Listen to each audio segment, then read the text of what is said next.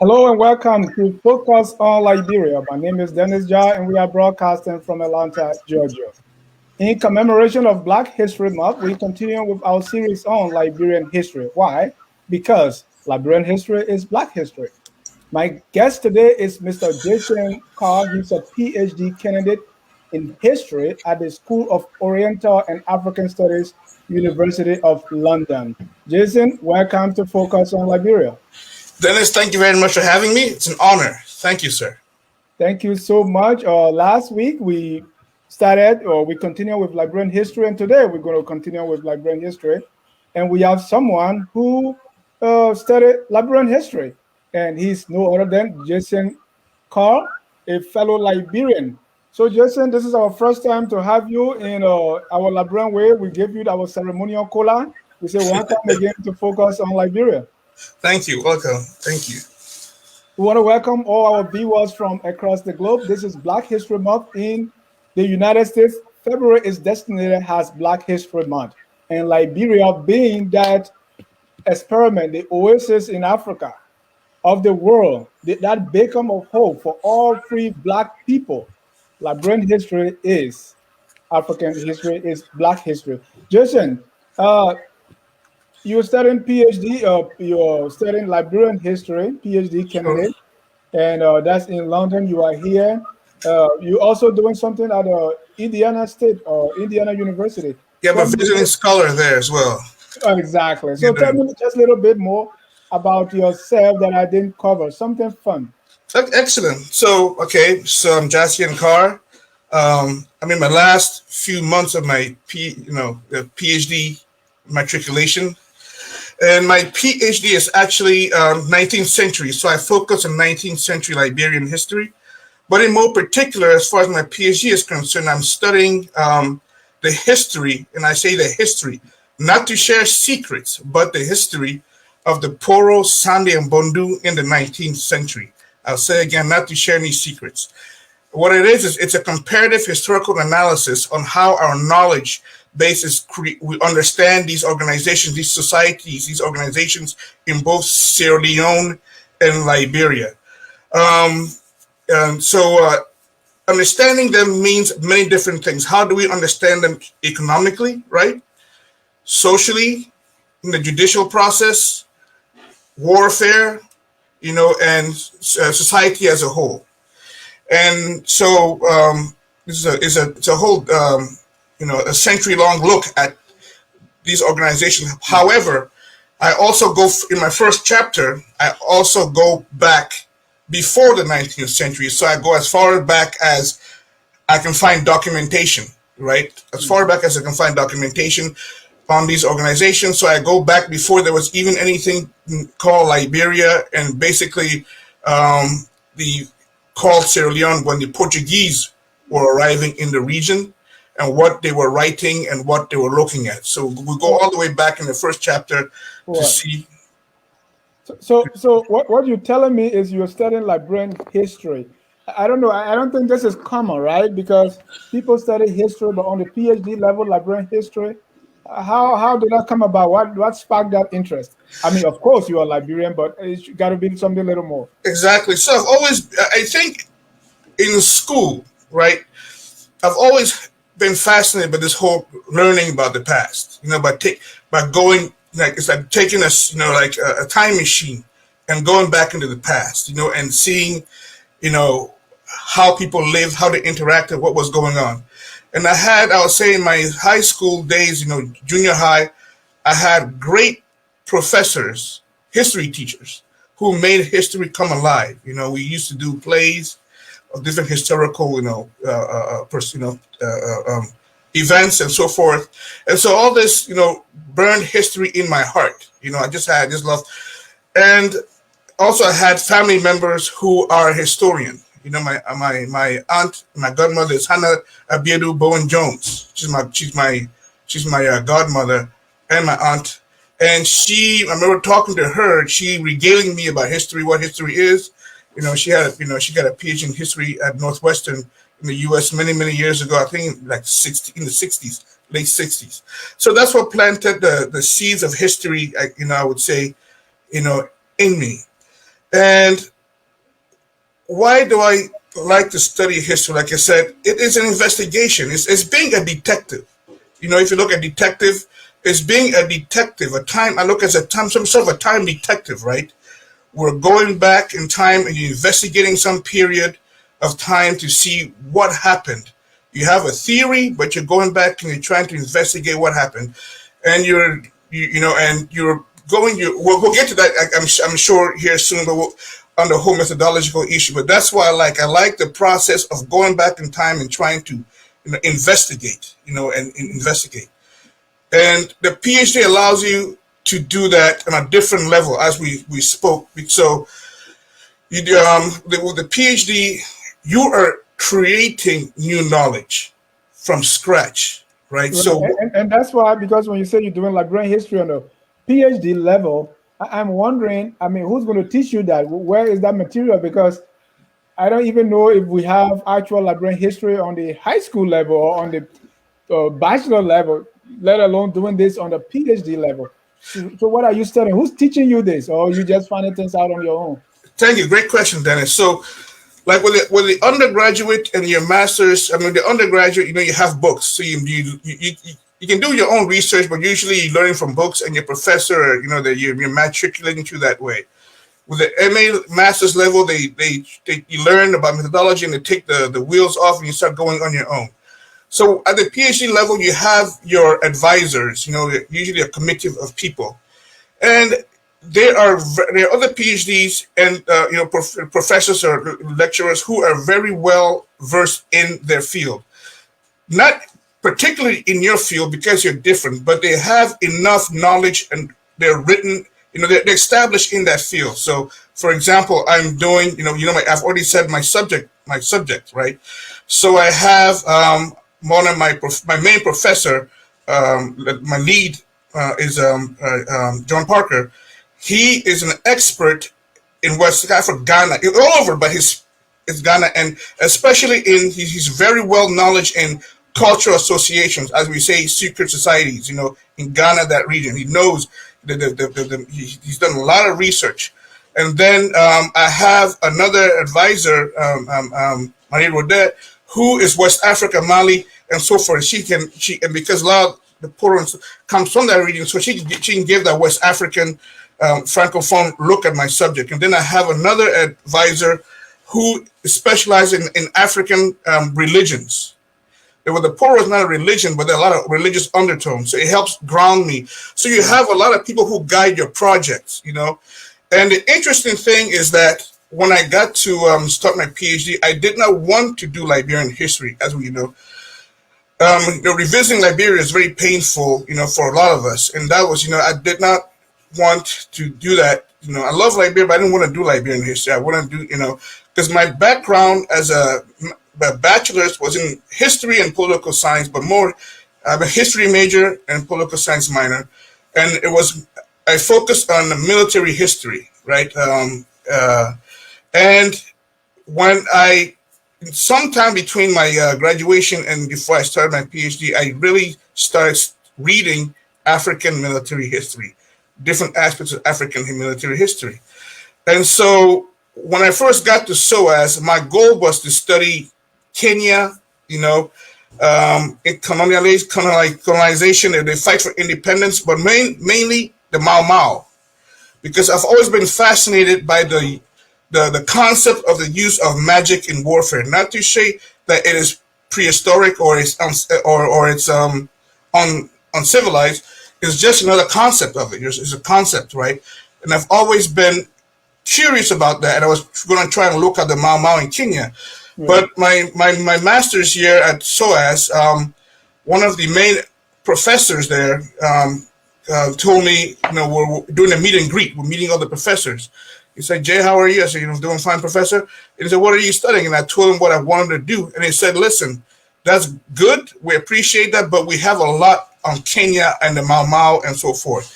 He said, "Why don't you try and stick with Liberia and see what you find in Liberia, because we need more coming out of Liberia." And that's how this started. So I started, go back to the drawing board, retool everything to Liberia, and you just start reading. You start reading, in the 19th century, you start reading what you want. And I said, well, I was trying to study this aspect. So just look at the Poro and see what is there to study the history. And I repeat again, it's not to spread secrets, because I don't do that. It's just to look at the Poro. And that's how this whole journey began in 2015, 16. And it's been a remarkable journey of exploration, studying these organizations. Thank you. And we're going to get to our main topic. We're just laying the groundwork here. Okay. And so you started, so your research now is on a comparative historical analysis on the creation of the Poro, Bondu, and Sandy in Liberia and Sierra Leone, right? That's what you, and this is not, you say again, it's not about sharing secret. So we'll go into that a little bit, and why you was doing this, that's the time, as we spoke earlier, that's the time you discover what you discover, and that's what we're going to be talking about today. Exactly. So let's talk about this research, this whole idea, Poro, Bondu, and Sandy. What is this all about? Okay, so these are cultural associations that we know, and they've been in the area for a while, right? For centuries, research shows that we can trace them back to at least the 17th century. Been around for a very long time, in the Mano River region. As you know this. Let me hold you right there. So the Poro Society, the Sunday Society, and the Bondu, I understand Bondu is the same as... But we'll start with the Poro, because that's what we have at first. And you said this is from the 17th century, these institutions have existed now? The Poro, we know the Poro, the Bondu and Sunday, which they show up later, right? So all the records you can go that show that we have this thing called the Poro in the 17th century. The most interesting thing, though, if you look way back, you see there's several different societies there that are recorded. But this particular, we have, record of in that region, through migrations and so forth. And so how do we get to these? How do we get to this, right? How do we build this craft, right? So we go through historical research methodology, right? That's how we're trained as professional historians. You have to go through this whole training, of research methodology. And one of I would say one of the most, you learn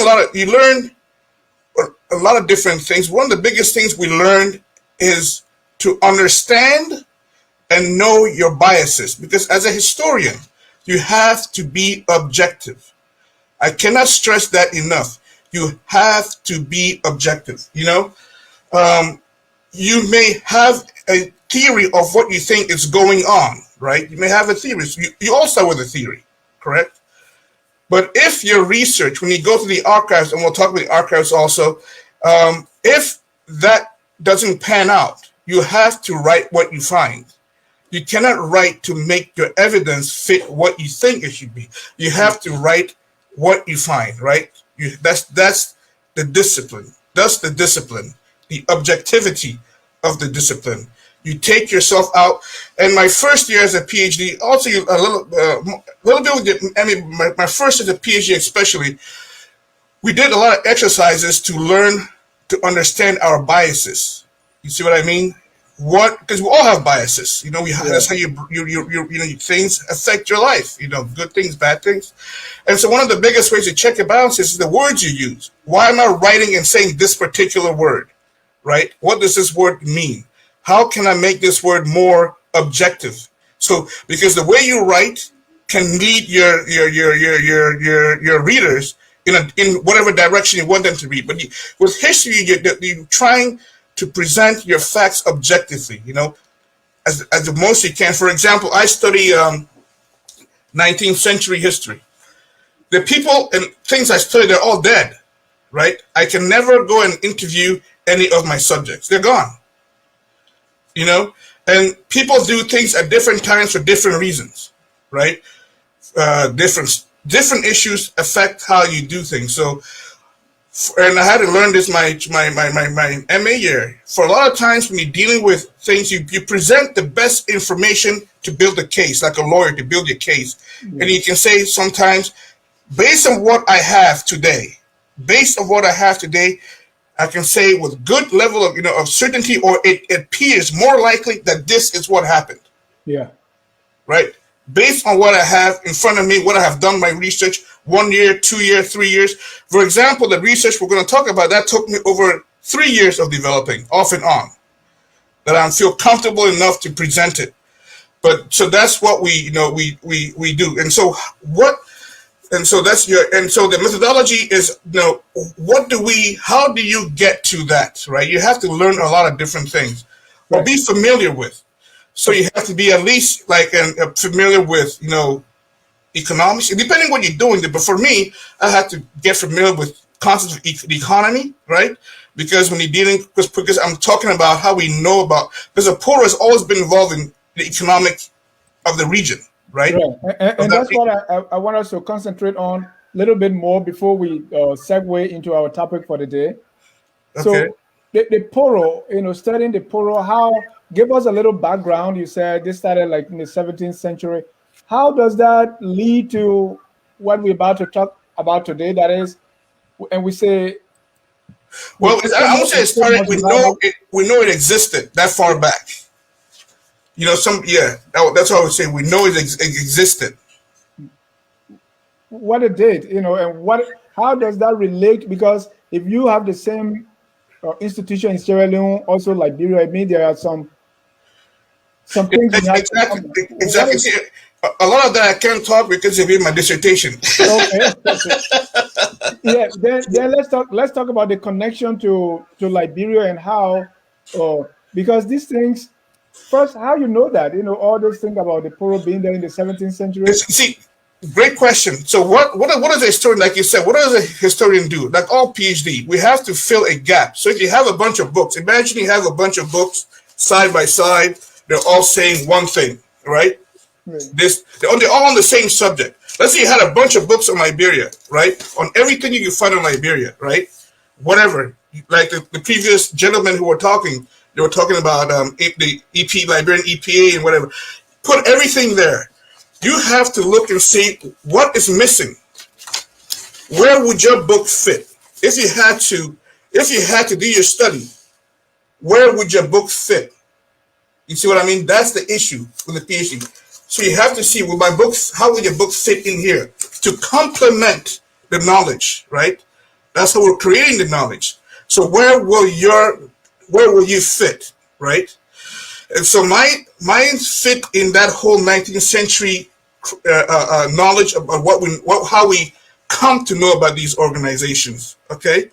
And so, where do you get this information from? It's a very good question, because in the books, there's certain people first of all, when you do your PhD, you have to do a literature review, which means you have to read a lot on that subject. Primary, secondary sources, you have to read a lot. You read a lot on that region, on different topics. I mean, you read so many books and you have to write a literature review. There are two academics that really helped me in this area. The first gentleman is Walter Rodney.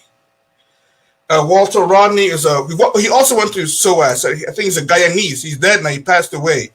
But he is one of the first, if I think the first, who really went that far back and documents. He wrote this great book, and I have it here. Here's a copy of it. It's called The History of the Upper Guinea Coast from 1545 to 1800. And he has a lot of stuff here on the Poro Society and so forth, and the migration, the main Mandi from Mali, etc. So that helps give you an idea, And then another gentleman whose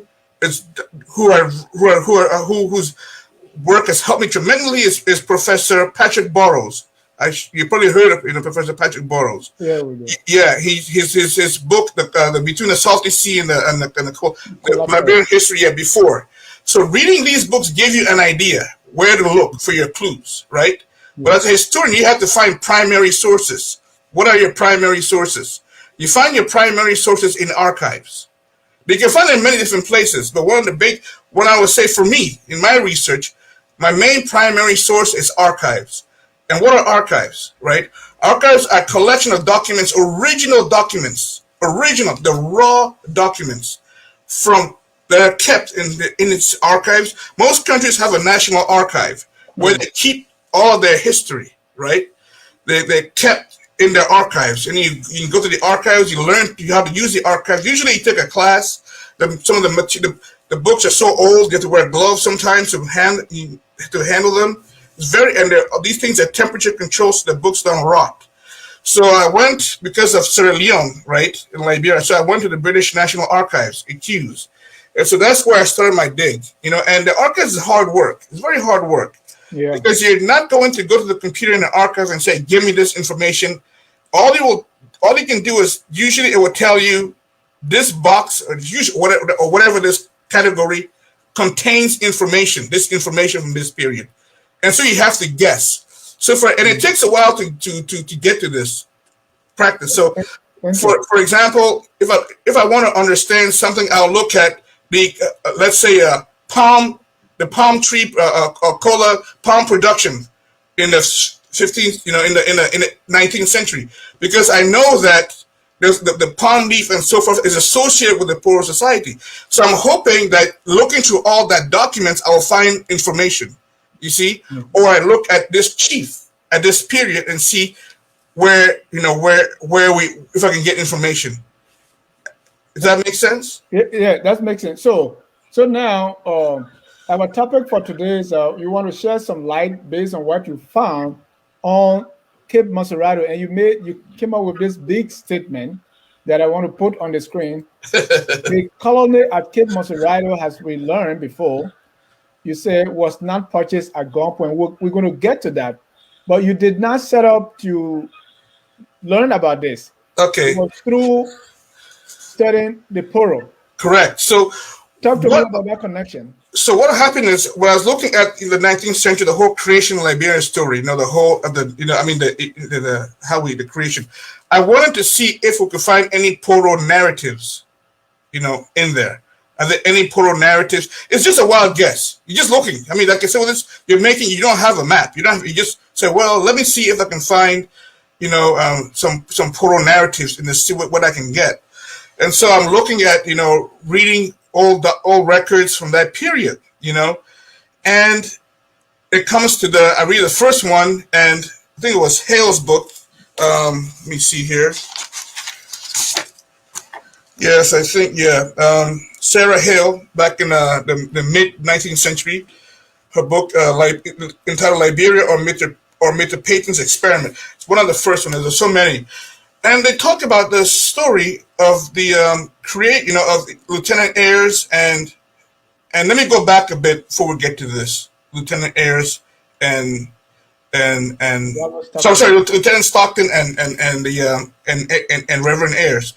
So as we know, those let's set the area up a little bit. I went a little too fast. So let's put everything into context. As we know, that region was pretty big hotbed of, the transatlantic slave trade and transition point, and that region, the Galenas region and so forth, Sherbro, Sierra Leone, that region, right? And as we know, different ethnic groups participated, right? You would go to war, capture, sometimes or whatever, you're prisoner of war and you sell them, correct? To the slave merchants on the coast, and that's going on for there are a lot of studies, and I'm not going to rehash that, but there are a lot of studies on that period, right? And as we know, that was a lot of the economy of the region. There were other things traded, but that was a big point at that time.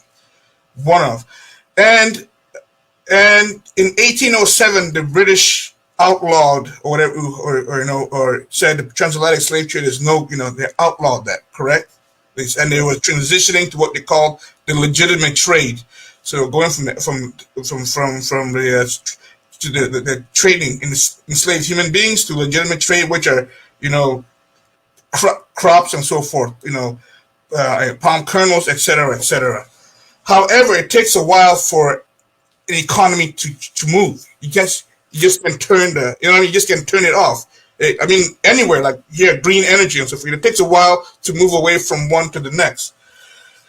And so this is where we are act in the story right now, right? So this is to set up this the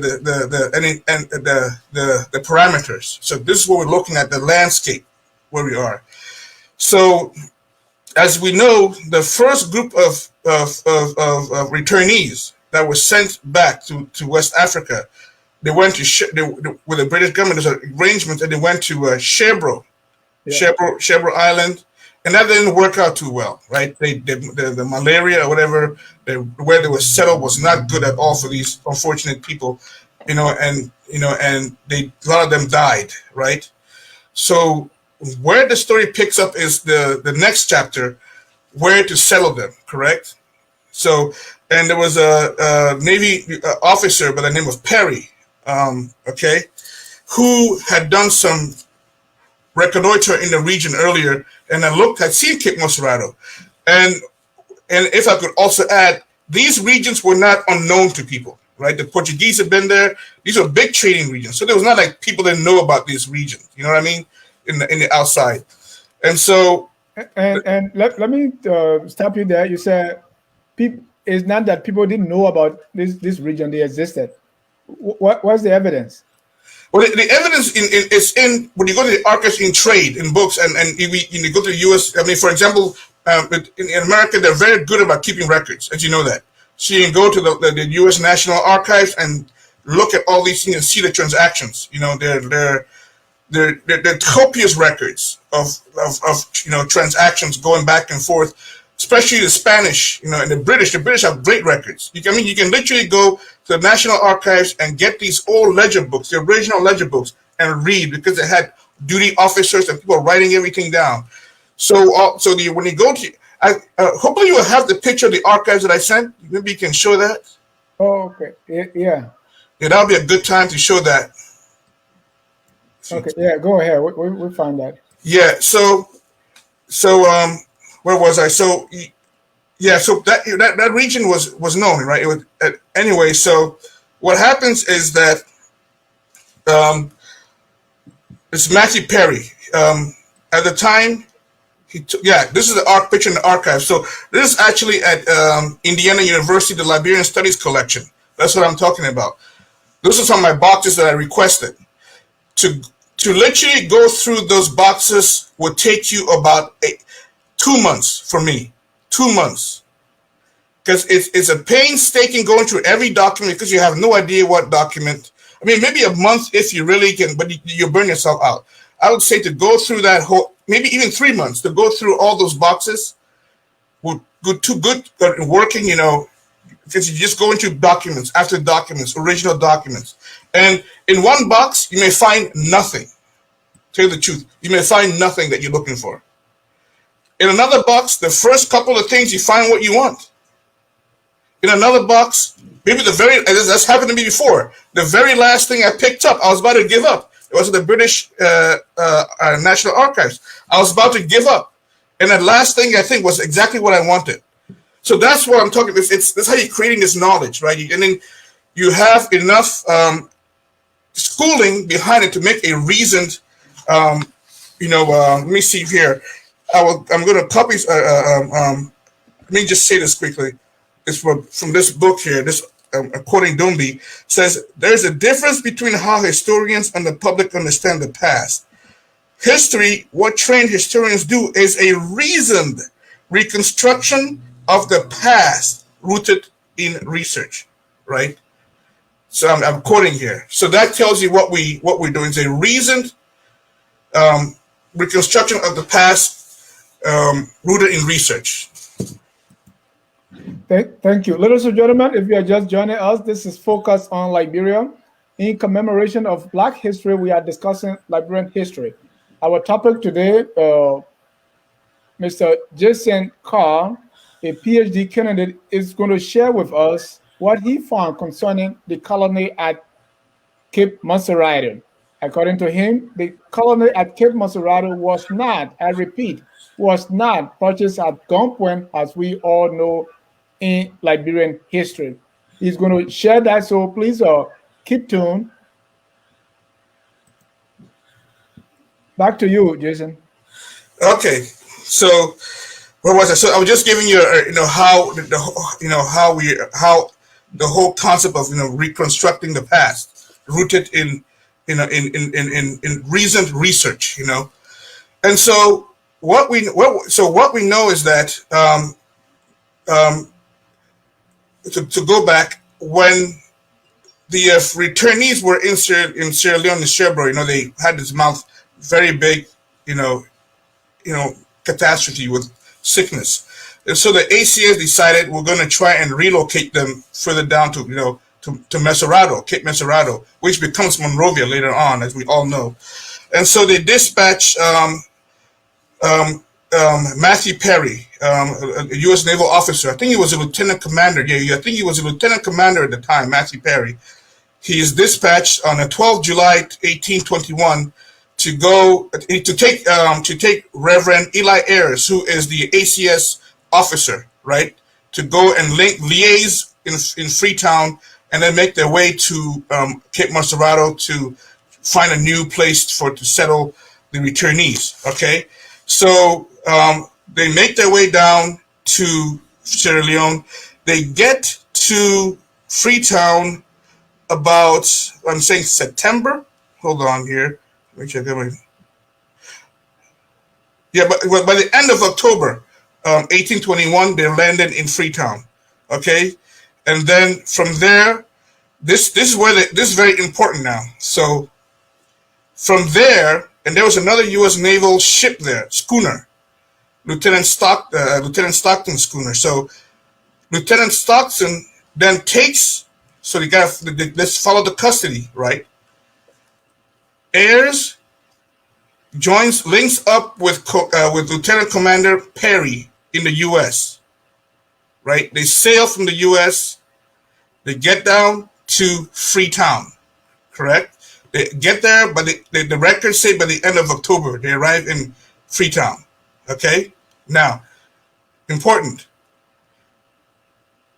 Ayers leave the ship, the warship, or the schooner, the armed schooner that he came with, and gets on the schooner with Lieutenant Stockton, right? Stockton. Both of these men make their way down to Cape Mesurado to meet with the chiefs in the region to start their their negotiations. Okay, so now we get to the story, and as the story goes, right, when they got there in the heat of the discussion, Lieutenant Stockton pulled his firearm, his sidearm, points at King Peter's head to demand that King Peter sell Liberia to the ACS. Right? There we go. Correct? So that's the story we got. Yeah, that's the story we got. It's in many books, and right. Like I said, this was a side project.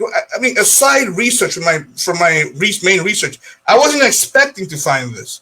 I believed this story. We all grew up with this story, correct? I believed it. I had no. So give me a little background there. Who was King Long Peter? Why did he pull the gun?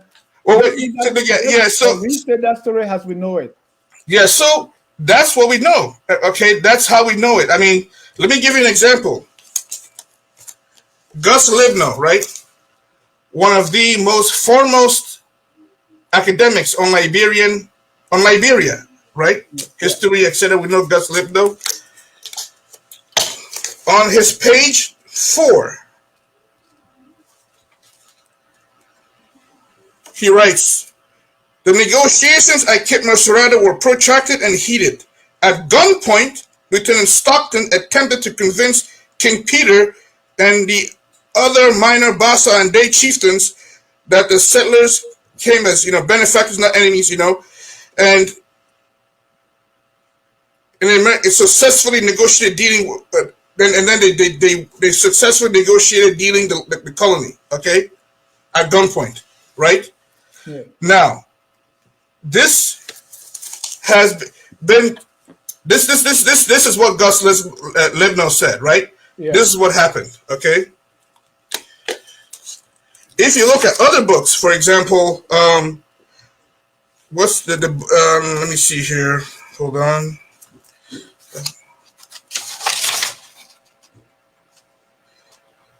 Colin M. Waugh, who wrote that book, Charles Taylor in Liberia, right? Ambition and atrocity in Africa's Lone Star State.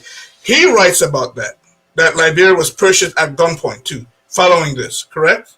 Correct. So now, when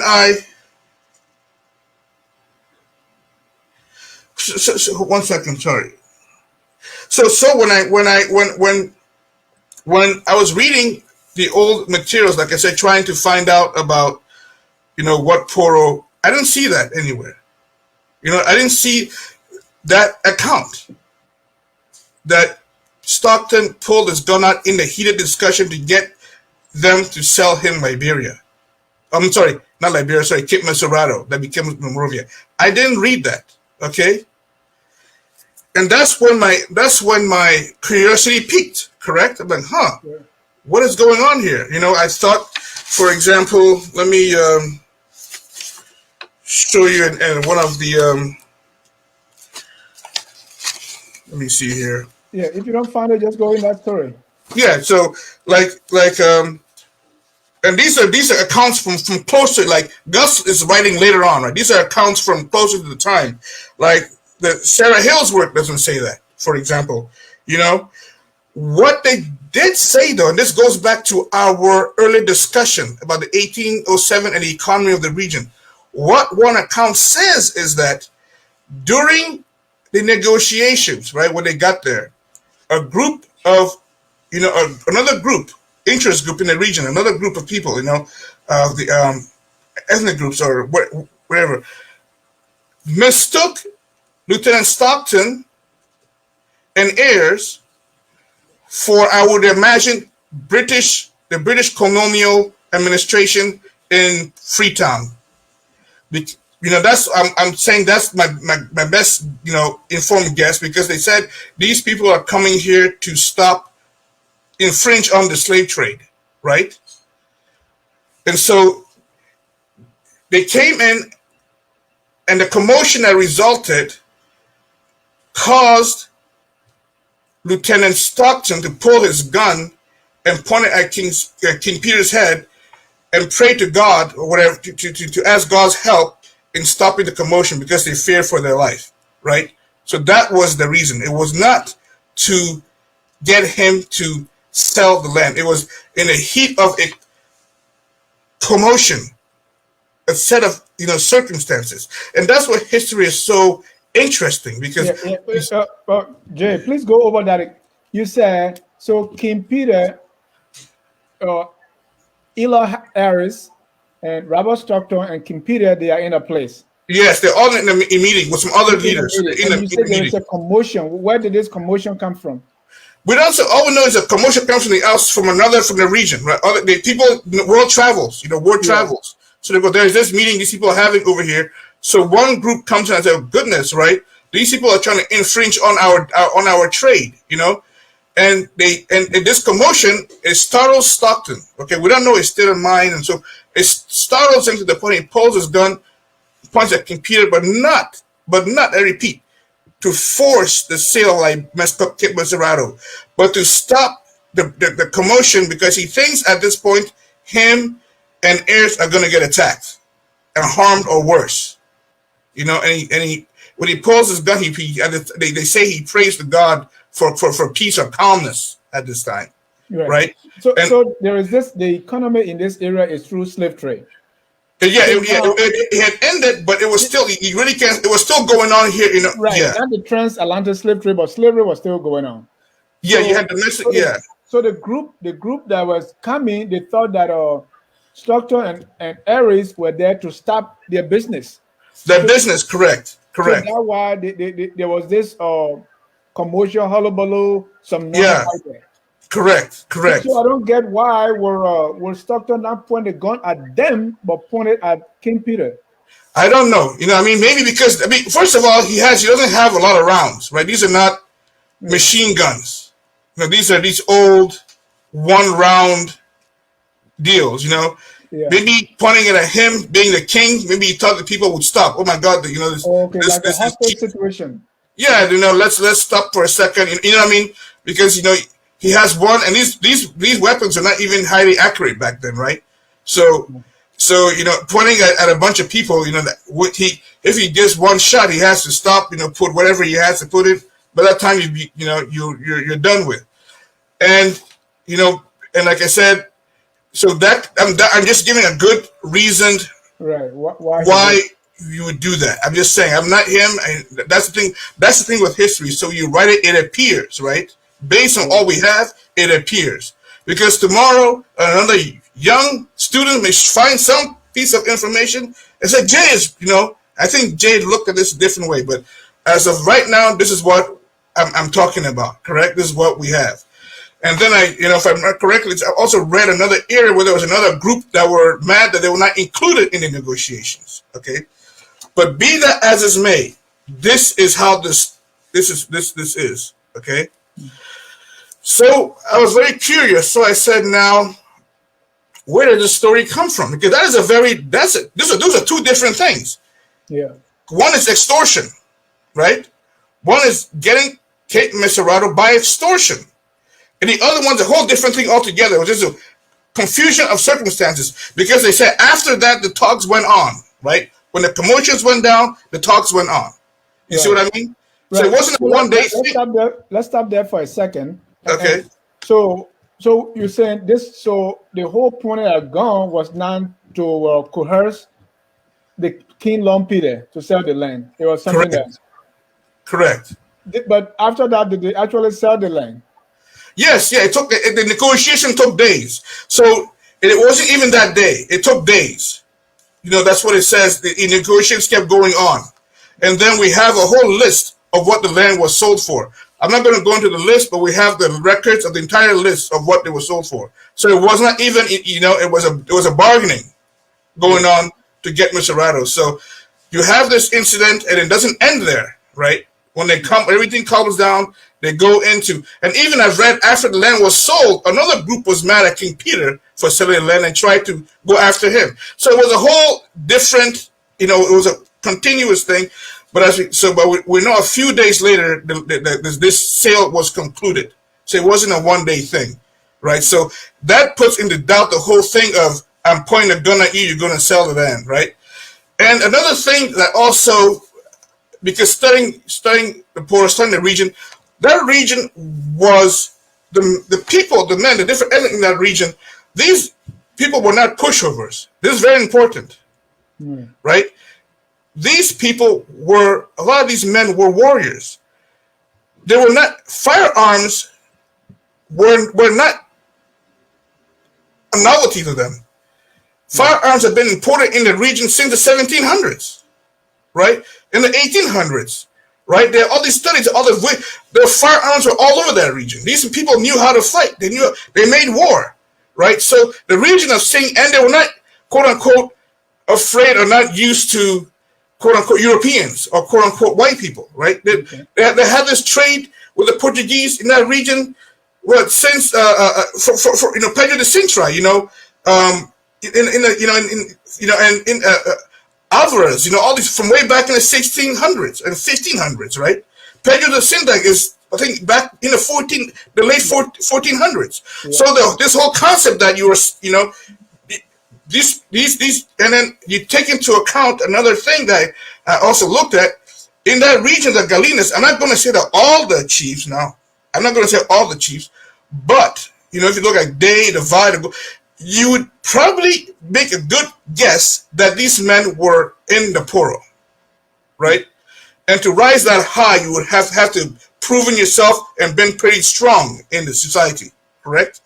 So it's hard to see that these men who were warriors, tough, would back down because of one man pointing a gun. That does not jive, right? That's what some people, these were not helpless, these are not, these were people with pride, right, in that thing. And so that's another thing that stuck to me. So I started looking at where, as a matter of fact, let me tell you something which is interesting. that shook me with Gus Libno. So we already read that in Gus Libno on page 4, right? That he says this happened, correct? Correct. So what I did was I said, how does he know? The same thing you're asking me, correct? I said, how does Gus know? Because that's where we got to go next, right? Right. How does Gus know? So on page 4, he gets his information from the book, from Sam E. Morrison's book, Old Bruin, Commander Matthew C. Perry. That's where he gets his information from, right? Yeah. So what do I do as a researcher? Go to that book. Correct. So, because Libno is like the man, right? Everybody's Libno. Well, he's good. I'm not knocking on Libno. I'm just saying nobody's. This is an issue here. So I have. There you go, right? Right. And so you go to where he's referenced it. So I go here, right, to where he got the information, because he only used that one source, right? He only used that one source to say about this gun story, right? Right. And guess what? In Old Bruin, they don't talk about that gun story. It's not in there. What does he say? This is on page 73, right? Heirs promptly sailed to the site in U.S. armed schooner Alligator, commanded by Lieutenant Robert E. Stockton, another young naval officer destined to be famous. They rounded up King Peter and the other natives who lived in their thereabouts and bought the site of Monrovia with an assortment of axes, blah, blah, blah. So he doesn't talk about this gun story. It's not in there. It's not in there. He just said they rounded them up and they had the discussion and then they made the sale. It's not that much anyways. It's just around, It's not in there. But Gus Libno puts it in there and says this guy said it. Right? Right? But it's not in there. Had it been in there, I probably would have stopped my research. Who knows? Or I said, well, So then my curiosity piqued up even more. What happened? Okay. So I said, well, we have to go. I started looking at the years from there going up. That was one of my, I had other strategies, but one of my strategies was to look at the years going up. From there to see in the literature, in the primary or the literature, where I find this story. Right? So get this. The first time, I will say, to the best of my knowledge, that this story becomes record, and it's official, right, is in January 18, 1876. Okay? What happened that time? In that year, Admiral Robert William Sudafelt, okay, he's an admiral. He's giving an address before the American Colonization Society. We all know what the ACS is. He's giving an address before the American Colonization Society, right? Right. And they wanted to know on activities in Liberia, okay? And then he says this. And this is where, to the best of my knowledge, this... You said Robert was given an address before the ACS, that's the American Colonization Society. Yeah, in America, yeah. Back to you. Why did he need to do that? They call you back, to give I guess they want accounting. These are, the board. I'm not saying a board. Yeah, you go to your board members and they say, hey, okay. we want to know. Then I'm just talking like boards. We give you X amount of money. We want to know what blah blah blah. I'm not saying that's the reason. I'm just giving an example. You go for a board, right? And he says this, okay. He says that Stockton told him that, accompanied by only one companion, he went into the presence of the native king of that part of the coast, and when threatened with instant death, presented his pistol at the head of angry chief, cowering the multitude by the danger of their sovereign and obtaining from the subdued savages the desired territory. You see that? Right. This is what this gentleman says almost 50 years later. I'm going to repeat. What was that Amro in Liberia, or where is he getting his information? He wasn't there. He claims he spoke to Stockton. He wasn't there, right? He wasn't there. The best of my knowledge, he was in an area 25 years before, which is still far from being there at that time, right? I'll put him there in the 50s, late, whatever. But I repeat what he says. He goes, accompanied by only one companion, he went into the presence of the native king of that part of the coast, and when threatened with instant death, presented his pistol at the head of the angry chief, cowing the multitude by the danger of their sovereign and obtaining from the subdued savages the desired territory. That's what he says. Okay. Now, Gus Libno does not talk about this. He talks about his source is this book, which doesn't say that. You see, but when we go to 1876, here's the story, right? Here's the story. And so, to the best of my ability, my knowledge, right? This is what I say. This is where this started. All right. Hold your thought there. We're gonna take a short commercial break, and we're gonna be right back. Okay. This is me. Hi, I'm Bess Garlow. Hi, I'm Nesta Vicencio. Wow, Michael Gilman. My name is Emily Lakukuyu. Guys, my name is Jacien Headlam. My name is Jacien Martin. I'm Octavius Salperi. Manuel Sabes. My name is Wayne Yoder. Hi, this is Bill Rogers. Well, hello, welcome. I'm D. Curtis. You're watching This Is Me. This Is Me is a new show that is all about me. No, not really. It's all about you. But the name of the show is This Is Me. So I can't say this is you, even though the show is all about you. So that's why it's about me. Nah, not really me. This whole thing is getting confusing. Can you just repeat after me? Say, this is me. This is me. This is me. This is me. This is me. There you go. You got it. This Is Me is a show that gave personalities the unique opportunity to tell their own stories right here on This Is Me. What better person to tell your story than me? No, I mean you on This Is Me. This is me. No one else can tell my story. Well, welcome back to Focus on Liberia. My name is Dennis Jai, and we are broadcasting from Atlanta, Georgia.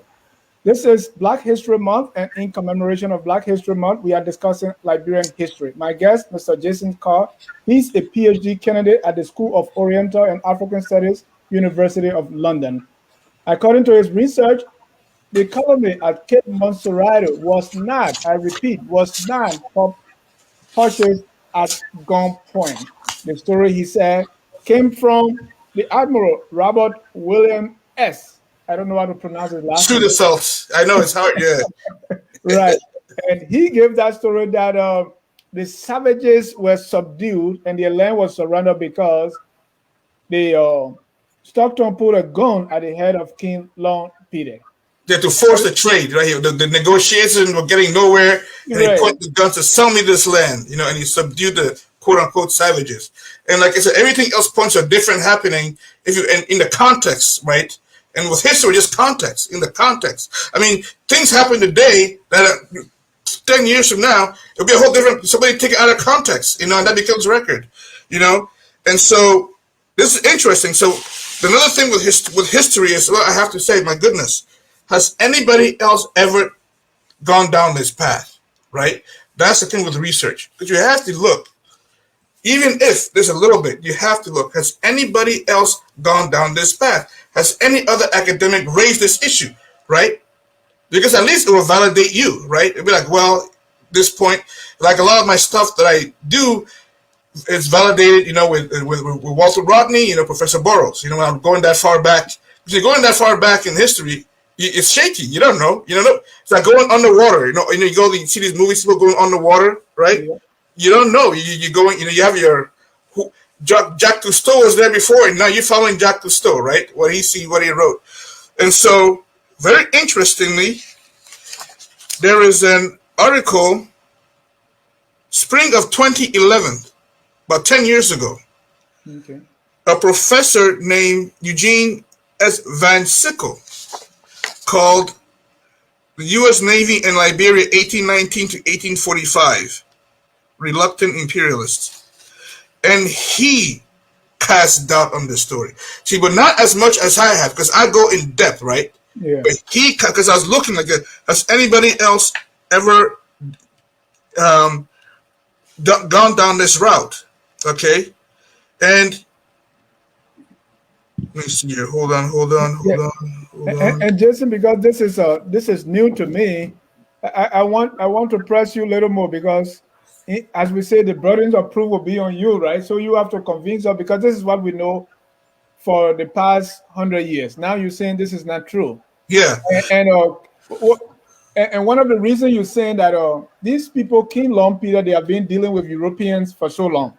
Correct. One of the reasons, yeah. And they themselves have used firearms. So yeah, these guys, it's not possible that it will be cowed by one white guy pointing a gun at one. Yes. And when you take into account, this is the chief. So I'm just saying, right? This chief knows war. Right. He's not whatchamacallit. He's not somebody who does not understand violence and combat. And then especially if you add into that, maybe he was part, because I can't say he is. I can't. He's not there. Probably he won't tell me anyways. But maybe because of the region, he might be associated with the society. Then that says cast even more doubt, because the poor these are proud people, and they have they part of their rituals and or combat involves magic and so forth, as you know. Yeah. So this is what you're talking about. These are not pushovers, right? These are not pushovers. So what's about the poro that will tell you that this, and not to reveal secrets, what's about the poro that will tell you that this man was not a pushover? He was. Well, I'm not saying he is. I'm just saying in that region, it's very good chance that he would have been going that far back. Then what? If you are poro, then what? It's just based on their training and their training and what you learn, what you go through. Based on that, like I said, you can just, as we know, like we understand that when we're talking about it. Based on that alone, these. This is not a man that you're just gonna push him over. The Poro in 1898 during the Hot Tax War attacked the British, the Mende. When the Hot Tax War, that's one of the biggest things was the Poro chiefs. That was when Sierra Leone became a protectorate, because before it was Freetown, and then with the Berlin Conference, when people had to demonstrate that you control this land, the British made Sierra Leone a protectorate, and one of the things it did was to impose a hot tax, and that didn't go over too well. And we have records, and I've seen these records in the British National Archives, all British military intelligence reports of after they did the when they did the after action report, relying on local, spies to see what happened, they came out with, the whole litany of how the Poro society planned the attack on them. Fascinating stuff. Yeah. So, so these are not people that you're going to, and the British were so impressed with the Mende that they hired the Mende, put them in their army, this was before too, to go fight in their army against their Santi in Ghana. So you have Sierra Leonean Mende, people fighting with the British colonial army twice in Ghana. So when I look at the totality, like I said, context, when you look at the totality and the context, you say, I don't see one man. Plus, these are not revolvers that can bang, bang, bang, bang, bang. They're not that, right? Can pull down a lot of, lead, And so, like I said, that's where I get to this point. But like I said, I was trying to look at, because another thing, has anybody gone down this path to validate me, to validate this research, right? Yeah. So, like I said, 10 years ago, this professor wrote this, and he shed some extra light here. Okay. He says, hold on. he says the same, and he says that he adds another good caveat that Perry reviewed Lieutenant Stockton's actions that day, because Perry was his commander of Lieutenant Stockton. Yeah. I mean, not commander, but he was hired. Stockton's a lieutenant, Perry's a lieutenant commander. That he says he reviewed Stockton's actions and found that Stockton acted in self-defense.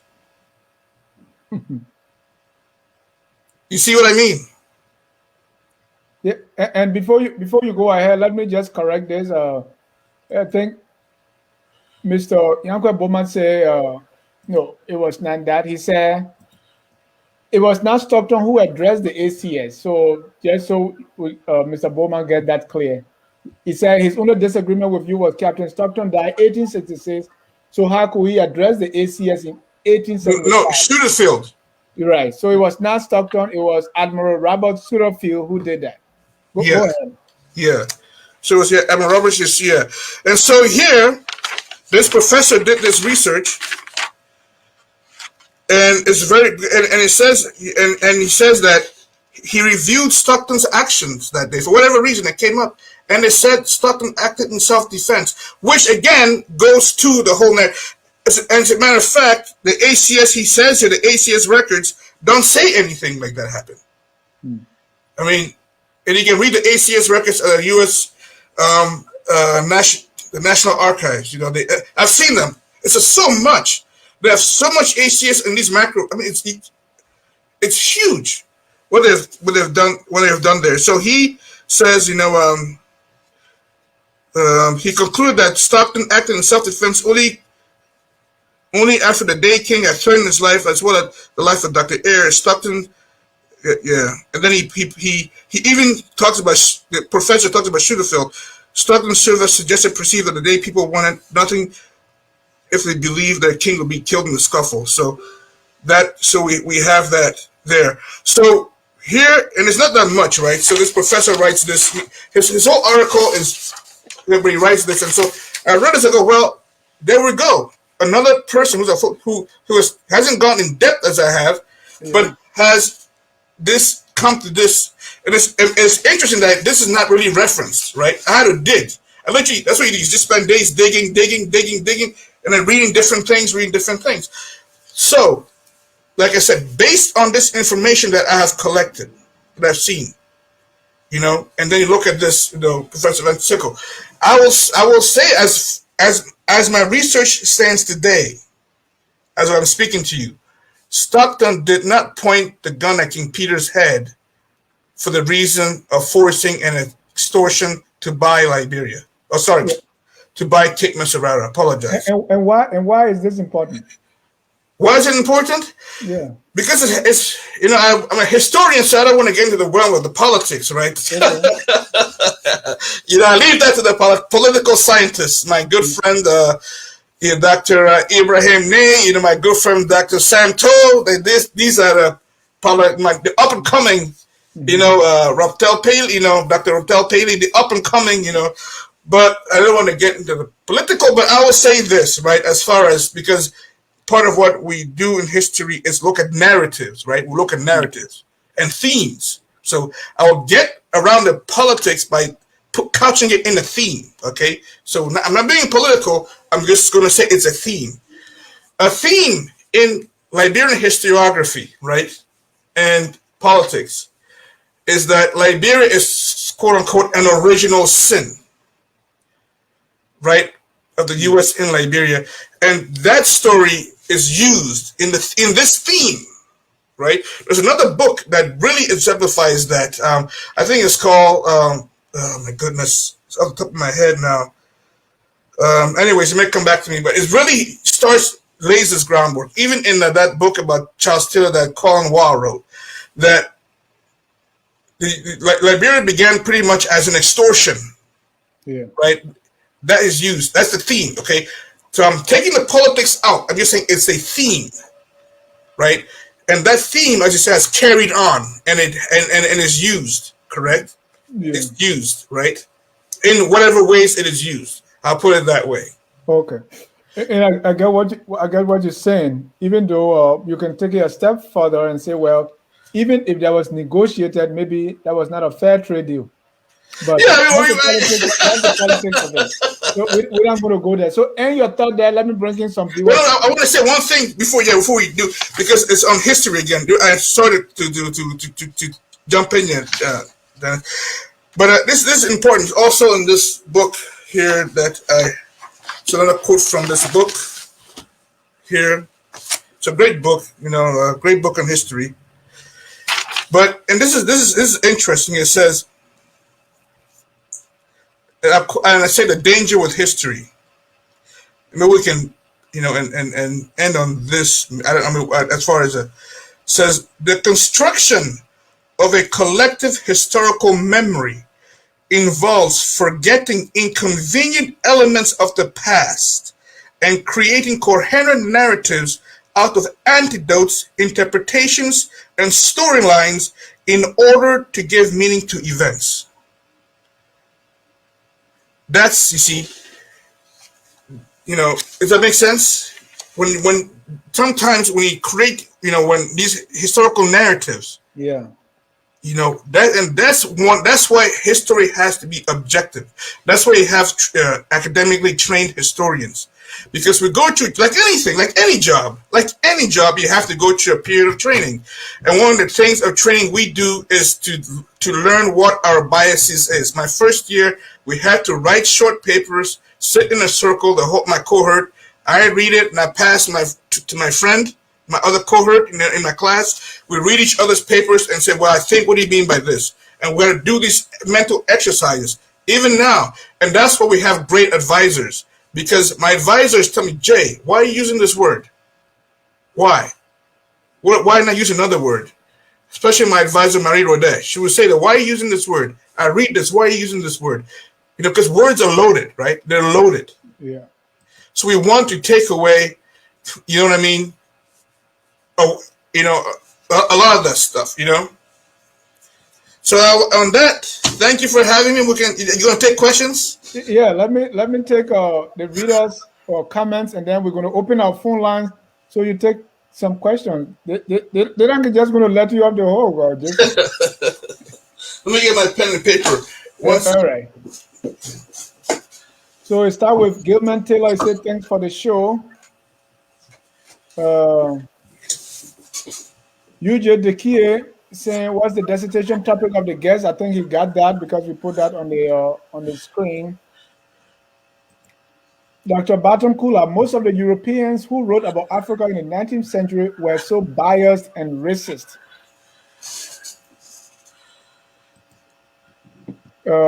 Is your guest research quantitative or qualitative? He too is another PhD, so you guys speaking your PhD English, but we'll get to that. Jackie Saya said, great to see you, Jay. And Jay said he's looking forward to reading your dissertation, so we are looking forward to that. Alson Saba, what is the ritualistic history of Liberia as it relates to the 19th century in the country under your review? What is a ritualistic history? I don't know what ritualistic history is myself. Rodney wrote how Europe developed Africa. Petro, descent of Vasco da Gama, etc. The fact that our people still have words like Pekin, Boku in their vocabulary is clear indication that not only English, French, and Spanish, but also Portuguese were in Africa interacting and trading with our people. Sam Waller wrote a long one here. The U.S. Navy Lieutenant Robert F. Stockton was put in charge of securing land on the coast of West Africa, or what is now Liberia, for the ACS to place the free slave or ex-slave, I like to call them. You can be slave and then free slave. So after the several previous attempts have failed, Stockton had a reputation for getting things done. Many accounts report that he coerced the land from King Peter at gunpoint. And I've already gone through that. Yeah. So I've already gone through that. How does the revisionist history now say the deal got done? Great discussion, Jason. I'm watching. That's Samuel GT. Is that Dr. Samuel Gito? Okay. Sam Wallace said, can the guest take us through all the multiple failed attempts by the ACS representatives that ultimately led to Stockton being put in charge of getting this deal done because Washington was or had gotten impatient? So I think what he's saying there was they got impatient, so they had to put Stockton in charge, and that's why he pulled the gun and got the deal done. But no, that's not at all what. You see, you didn't have telegraph, you didn't have cell phones, you couldn't be talking back and forth, right? You know, information is not traveling like they travel today, right? How's information going through? You put it on a boat, it goes all the way, whatever, it comes back. You didn't have airplane, correct? You see what I mean? You're not having these instant communications where, and society back then adjusted to that. That's how things were done. In America, you had the Pony Express, or whatever you call it, people driving, galloping in their horses, and so forth, right? Okay? The reason, and Stockton wasn't put in charge, right? What happened is this, the best of the knowledge the history says, is that the reason Commander Perry, by all accounts, did not take heirs to Mesurado, because remember, the journey starts with Commander, back then he was a lieutenant commander. It starts with Lieutenant Commander heirs. It starts with him and, Lieutenant Commander Perry and heirs. It starts with these two men. They're on the mission. That's their mission, correct? That's their mission. It's not Lieutenant Stockton's mission. Lieutenant Stockton was on the coast over there already. He was already down there. It's not his mission. He's doing other things, correct? So he was not put in charge. That's what you're saying. Yeah. What happened was it was Perry, and that makes sense why Perry probably had to review his subordinate's account to see what did you do and say found him not, in self-defense. It was not. So what happened is that Perry and heirs get down to Freetown, right? What it says is, and there were some other ACS people there also, correct? And it says that Perry was not available at that time. Maybe he had gone, who knows, had gone to tend to other business. And that is why heirs went with Stockton, to the junior lieutenant. Stockton's a lieutenant. And they go down further to Mesurado. So that is what happened. So to set the thing straight, that is what happened. And Washington my goodness, we're talking about a society that you can't pick up a telephone and call Washington, you know what I mean, and say, hey, you know what I'm saying? They're going by ship, by sailboat, back and forth, carrying your letters and so forth and so forth. So that that's thinking. Let's go to Frank Wheeler. He said, "What were the main aims of an objective of the Poro and the Sunday Society? What age were they eligible for initiation?" We'll not talk about this thing is about the Poro and Sunday. My research, when it comes out, you can read it. Like I said, I give the Poro a difference, but like I said, my research is a history. It's not about what age you join and so forth. And so it's a history of how we understand these organizations, right? It's a history. Batum Kula said, basically, he pulled the gun out of self-defense or in a defensive posture not to force the sale. That's correct. That's what we all say. That's what Sam Wallace said, your story is not believable. Well, that's fine. He's allowed to not believe it. I have the evidence. He can go find his evidence. That's fine. That's history.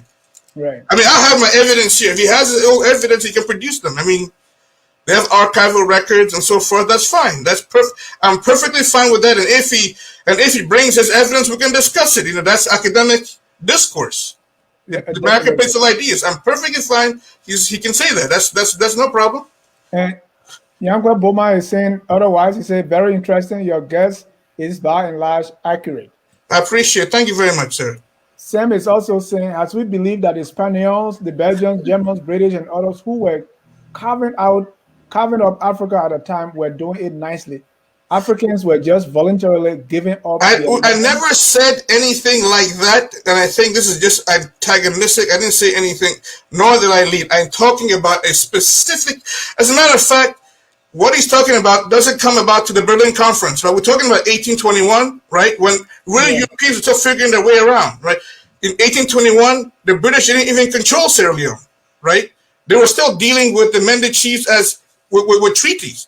The only place the British controlled was Freetown, and when Freetown's colony was set up, right? So I think with the British, when it was first set up, it was attacked by the Temne. They burned it down, right? So it wasn't this, you're just going to sit here. The Temne burned it down. They attacked. There was all these attacks by the Temne on Freetown. And later on, they were able to make treaties, right? Treaties. Yeah. To say you can stay here, but only in Freetown. It is not until, 1896 or so, that Britain declares Sierra Leone a protectorate, right? You're stronger militarily. And that is because of the Berlin Conference of later on, right? Yeah, And 1884, 85. Yeah. That's what happened. So what this gentleman, Mr. Waller, was saying respectfully is not even in the realm of what we're talking about. Okay. Let's go to Dr. To here, I'm assuming. Jacien's Carr's explanation is highly plausible narrative because it took at least two major conferences, Ducal Conference 1 and 2, to consummate the Mesurado purchase. Thank you. That's what, and that makes sense to me too, because if this guy could just pull a gun and everything just fall in place, they wouldn't have two conferences. That's what yes. SGT is saying. Joseph Weir, I'm seriously listening to Mr. Carr. Nice job. I'm like Mr. Carr. I just joined the show. Are you speaking to where history said, having sold your country and accepted payment? This was King Boswin, who said, having sold your country and accepted payments, you must take the consequences and let the Americans have your land immediately. So this was all in the See, that's good. I'm not going to speak because that's not what we're talking about right now. That will complicate the issue. Okay. We can go on because even after that, the history says that people went after King Peter. Some people were mad. So these things happen. Okay. Did it come after or before? This would have been after. Okay, after the year, because there's things that I think I hope I'm not wrong, but I'll double check. But I think King Peter faced some big repercussions because some people said no. You know what I mean? There were issues. Ibrahim, Dr. Ibrahim, no, not Doctor. Dr. May. Oh yeah, Dr. James said, thanks Jacien for this revelation. It is hard to really believe how those strong warrior chiefs and Puro members can succumb to a single pointing of gun. We can now correct this narrative, which largely presented the indigenous leaders as some passive and enlisted people who panicked and gave up their land under the threat of a gun. Exactly. I agree with Dr. May 100% and Dr. Samuel Todd also. Because this is what I'm talking about, the whole narrative. You see, and these two gentlemen, they're in politics. They're great academic of newly minted, and they can analyze what I give, and they can analyze it even further. Yeah. And I appreciate that. Why I'm kind of in line with this is normally a Polo chief will have what in Liberia they call zege. So this man should have gun proof. So a chief, if they were from the southeast and you have a chief at that time, gun wouldn't do anything to them. So they're not going to be running from a single gun. And Dr. Kula says, subdue savages. Why do they have to be savages? And Dr. Kula, even up in our Declaration of Independence, you will see some of those words there, which came way after what we're talking about. Exactly, and that's how this admiral presents it when he gives his testimony to the ACS years later, 1876. He puts this, and that was not in. He's talking. He's putting his own thing, and he's an admiral. That's a general if you're in the army, and so people listen to him, right? It's official record. He's a general. You sign off it. There you go. Okay. Sam Wallow came back and said, if everybody else said this was done at gunpoint, why should we come today and believe what my guest is saying? Again? It's called the sources, right? Your chain of events. Okay. So, like I said, this is called a secondary source. right? It's like, okay, let me put it to you. Let's find a way, a primary source, okay? You and I go to the hills. Let's say you and I go on an expedition to find this new land, okay? You and I, Dennis, right? Yeah. We are the primary source of what we've done, correct? Right. People who write about what we've done and then write based, in this case, this guy is relying on his two sources removed. And his source that he based on never said that. This is one of the most important and consequential historians, and I'm not denigrating Gus Lebno. I'm not saying that he's done great work, but I'm just saying in this instance, he's one of the consequential Liberian people who've done Liberian history, or Liberian studies, Liberianists, as I would say, right? And you see, and here it is, right? It doesn't say that, correct? Dr. Neal said the British declared protectorate rule over the hinterlands of Sierra Leone in 1896, and the hot tax war followed in 1898. Correct. Ishmael Bayo, my brother Jason, thank you for enlightening us on this neglected part of African history. I appreciate it very much. Thank you, sir. All right. So we also have the phone lines open. Okay, I don't have my colleague here to monitor the phone line. So if you have questions, please post your questions or comments here. So now, this happened, and you said again you said the polo.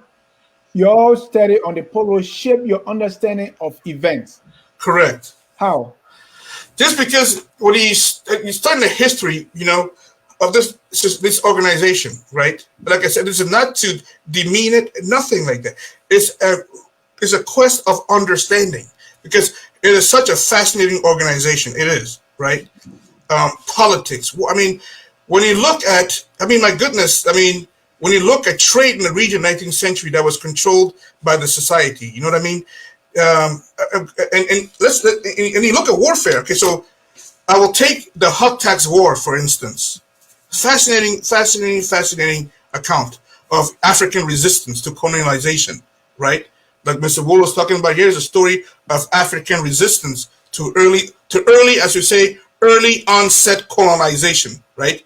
Early African resistance. So the British colonial authorities, they were pretty good. They had, they're good at espionage. They had their, they were good themselves when they decided to expand into the hinterland of, of Sierra Leone during the Berlin, and so the first part of the hot tax war starts with Baibora, the Temne chief, right? The Temnes, they kick off the war in early 1998. They kick off the war, like I think around January, February, they kick off the war. Okay, so that's the first part of the hot tax war. The Mende kick, that's what Poro is, right? They kick it off, I think, sometime in April. They kick off their part of the hot tax war in April. Okay, and this catches the British colonial authorities completely unawares, right? They knew the war was happening, but then Mende start. Okay, and so the British colonial authorities, they had probably better firepower, etc. They were able to subdue the I won't call it insurrection because you're in your own land. So how can you They were able to subdue the fighting, correct?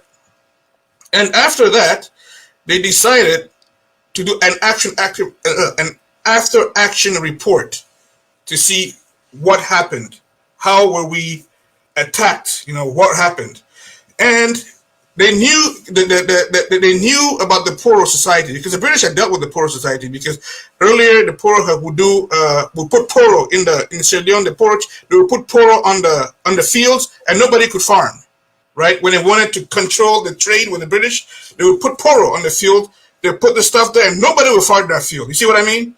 They would halt trade, and so the British knew these things, they understood, and so the one thing that the British understood, like, my goodness, if it's the Mende, this got to be Poro. Yeah. You see? And what happens? They have an informant. And I've read the informant's documents. the informant, Cole. His name is, I think, he was a Nigerian who moves to Sierra Leone, right? He's a Nigerian who moved, and he becomes a missionary. But Cole was a Poro man, correct? And he is the one to give the British, and like I say, in the British National Archives, you can see the actual intelligence report. He tells them what happened.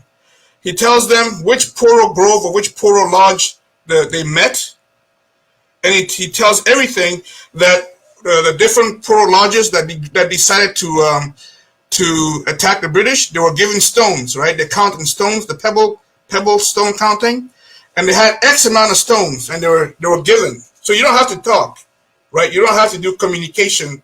I'm going to attack. So everybody threw away the stone, and on the last stone they went to war against the British. Yeah. And there's a question, and I think you addressed it, but maybe our viewer here did not get it. Maurice Freeman said the Poro chief did not have gun proof, like I was talking about gun proof, because they never knew what a gun was or what a gun does. Yes, they did. Guns were in the region at least since the 1700s. They were imported. There's a good book on that. And I did a paper on that in my MA year on the correlation between the importation of guns to the region and warfare. There are two types of historians who they're different. There are two different school of thought on the slave trade and how it accelerates, right? I think and I'm of the group that believes that the importation of guns, muskets, etc., into the region, that the people have done more smarter, historians than I, that could ever wish to be like. They've done these, and they go through the records because people kept records. They kept records. There's a correlation of the amount of weapons that comes into the region in the 1800s, and you see that and you can see a correlation with the amount of slaves that are generated, right? Because the amount of guns are coming in, now you can fight more war and generate more prisoner of war. Yeah. And you have that correlation. And it happens today. We can see the same thing today. When guns are imported into a region, you have more fighting. Right? You can see that same level of importation of firearms, and we see that. So the fact that, and that's why we need history to understand that these people knew exactly. As a matter of fact, in my research, for my MA, when I wrote this paper, it said the African ingenuity is ingenuity. It's real and it's strong. It says that the African gunsmiths, when they learned how to repair guns, were so good that many Europeans would go to them to repair their guns. Yeah. And that's why Dr. Kula is agreeing with you, because since the 14th century, or 1400, Africans interacted with Europeans and they traded with them. Yes, thank you. The entire slavery time, people were fighting and selling POWs, they were using guns. Correct. Thank you, sir. Thank you, doctor. All right. So we our time, we are way into our time. Okay. But the whole idea of studying this history thing. Okay. This whole idea, let me put one comment. Dr. Baba just came in and said something is not true. So Dr. Baba, I don't know what is not true, but you're saying this is not true. Moreau sent the admiral after first attempt by the colonists to obtain land peacefully failed. That was why the indigenous elders reneged on the contract. To further cement their deal, they used divide and rule tactics to befriend other indigenous leaders to calm their colleagues. So I think he's saying that what you just said, that it was... Well, first of all, whenever son of Admiral Satterfield we're talking about, he came, I think, in 1850s, and it was Lieutenant Commander Perry and Lieutenant Stockton. They were not admirals. And the reason why, and I already said this in the beginning, right? Like, they were never supposed to settle in Cape Mesurado. They were supposed to settle in Freetown area in Sherbrooke. That's what was negotiated, right? And there's been a lot written about that. That's where they were supposed. It's there. And when they got to Sherbrooke, right, or Sierra Leone, the disease killed off a lot of people. And that's where we picked up our story, correct? That's where we picked up the story. Lieutenant Commander Perry had commanded the Cheyenne. I think I'm pronouncing the boat the name of the boat wrong. It's the Cheyenne or Cheyenne, whatever. That was his first boat that he could. I'm not saying, I don't know if it was his first, but before he took control of the U.S. the boat he commanded was the Cheyenne, and that boat had already gone to Mesurado. Perry had already been there, and they actually credited him with one of the first people to identify Cape Mesurado as a place to settle, right? But he was back in the United States at the time, right? And he was, I think, in Virginia, whatever. He was back in the U.S., okay? And then you have this incident in Cherbourg where people didn't make it, unfortunately, right? The malaria, the conditions, right? And so the ACS says, well, let's set up another mission, right? And that's where they link up Lieutenant, and we have the records. I'm not making this up. These are records. Okay, these are records. The ACS tells Perry, link up with Ayers and please transfer this man to Freetown. Well, we have the records. We know what time they left, right? They left July 1821. They arrived in Freetown, not Cape Mesurado. By the end of October, Ayers looks at the situation. It is bad, right? People are dying, and we got to find another place to land, correct? And so, at that point, as the records say, Perry went off somewhere. I don't know. He could have been gone in town looking at other. Because he was on fact-finding mission. Because when this happens, he keeps going down West Africa to catch slave ships. You know what I mean? And he's gone, and Lieutenant Stockton is given the charge of continuing the mission down to Cape Mesurado. It's there. Thank you. Let's conclude on this one. Why Liberia and Liberian need more academically trained historians? Because see, one issue we can't even get past it, right? It's being debated, which is good. It's very good. So why Liberia need more academically trained historians, especially in Liberian history? Exactly. Thank you for this question. You know, we've had a lot of great Liberian historians, you know, who have come, you know, who have preceded me, and I tip my hat off to each and every one of them. You know, Dr. Dunn, for instance, you know, who's done great work. I've already mentioned Professor Boros, right? You know, Professor Alpha, you know, people who have done, you know, Dazavedo, he was I think, anthropologist, you know, even Lebno, right? Hounslow, these have done great works, have done, you know, and helped, you know, the stones, the Verlon stone roots, you know, they've done, the giants, I stand on the shoulder of giants, you know. But we've had, unfortunately, a dearth in building new academically trained historians. And the reason why I say academically trained historians, because you have to understand how history is done. And the number one thing I would go back to is objectivity. You have to be objective. History is messy. It is not what you want it to be. Correct? It is not what you want it to be. History is a messy thing. And when you're going like I'm going in the 19th century, like I said, everybody is dead. I cannot go back and talk to Stockton. I cannot go back and talk to King Peter. We must have enough, and history trains you, like I said, trains you to be able to make, as the quote that I wrote earlier, you know, a reasoned reconstruction of the past rooted in research. And being trained as a historian teaches you how to conduct that reason. I mean, my MA year, we learned everything. We learned how to tell historical time. Different people, different cultures tell time differently, right? We don't even think of that. You don't think of that, right? There's biblical time. There's the different people construe, and they're not wrong. That's how humans have developed time, right? You know? Exactly, I agree, Dr. Nimby. The souls were to be great pioneers. You know that. But you know, we will go through this training, and you get you write paper till you want to die. Your brain wants to break, you know.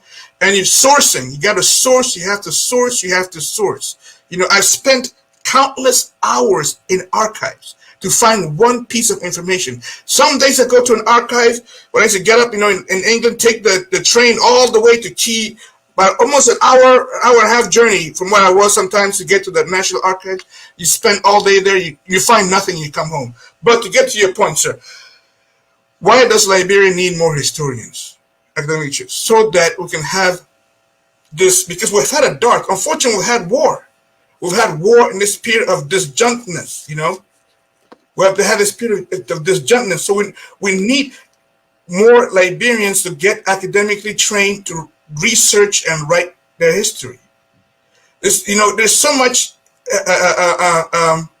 there's so much out there to be done. The problem that we're going to have is money, right? They need grants, they need money to do this stuff.